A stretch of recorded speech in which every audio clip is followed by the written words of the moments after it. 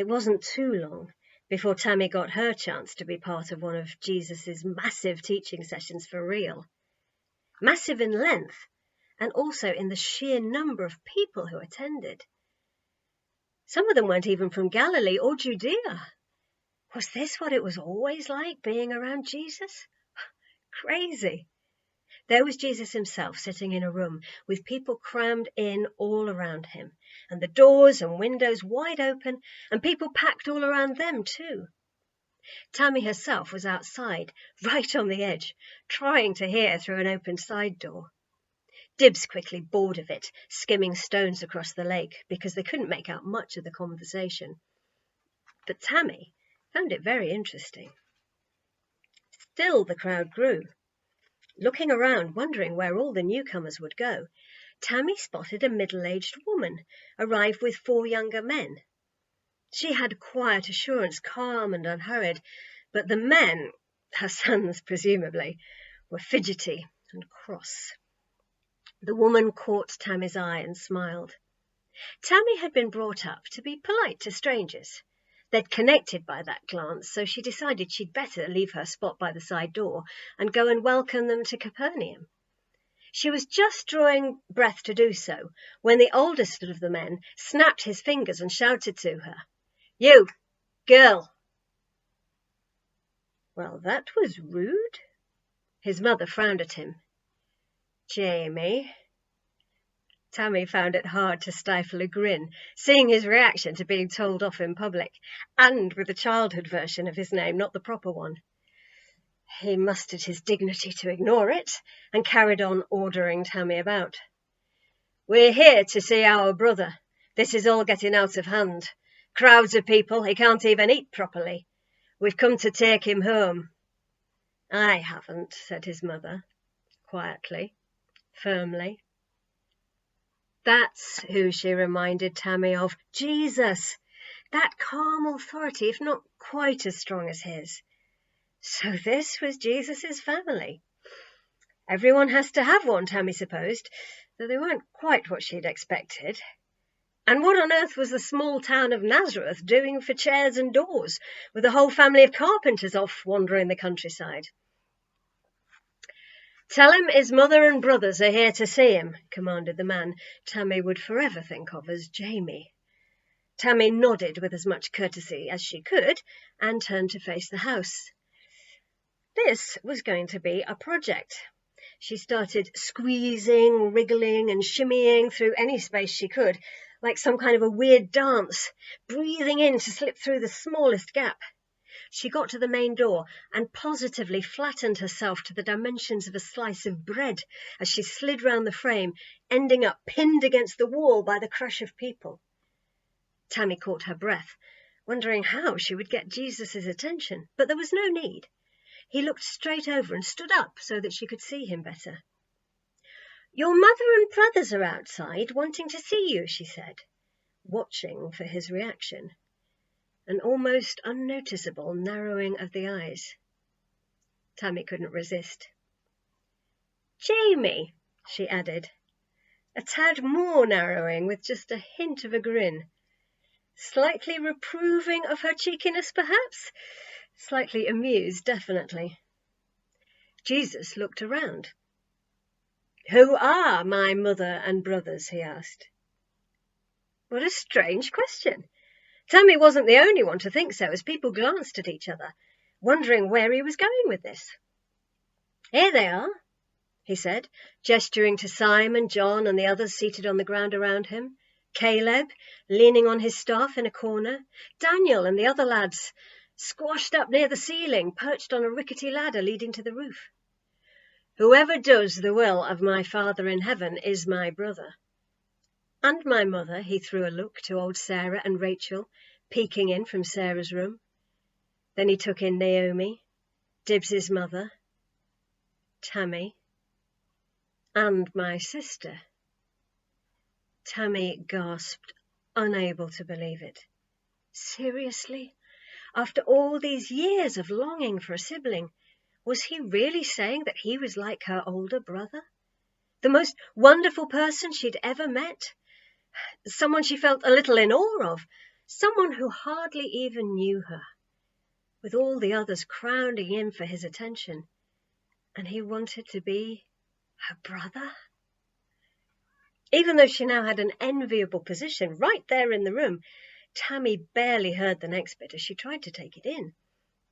There was something from the rabbis about wanting a sign to prove who he was, but Jesus said they would only be given one sign, the sign of Jonah. Was that even a thing? Tammie knew the story, but no one had ever said it was a sign before. She tried to stop thinking about the brother-sister thing and concentrate more on what Jesus was saying.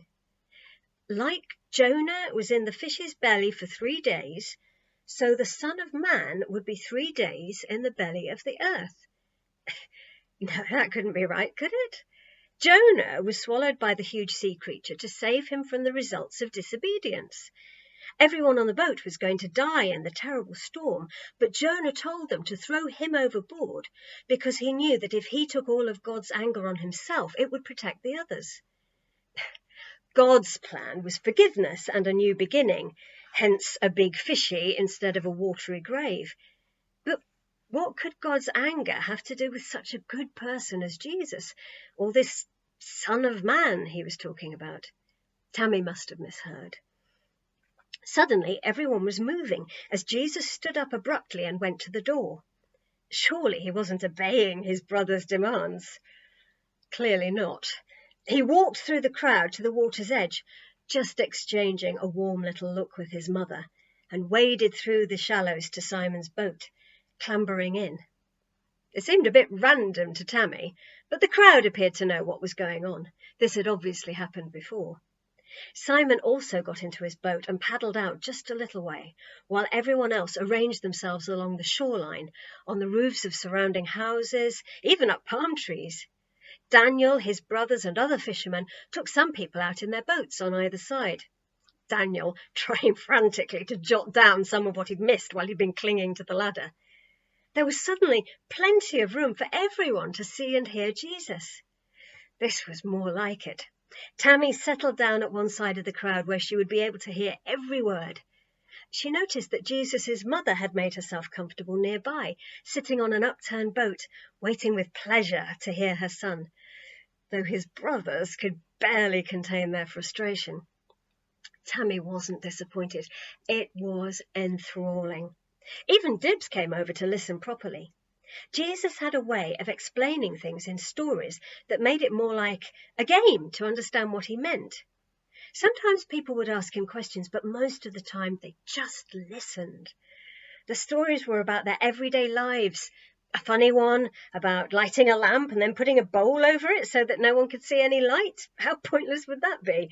And then one about a farmer sowing his grain and it landing all over the place. When it fell on the path, it was immediately snaffled up by the birds.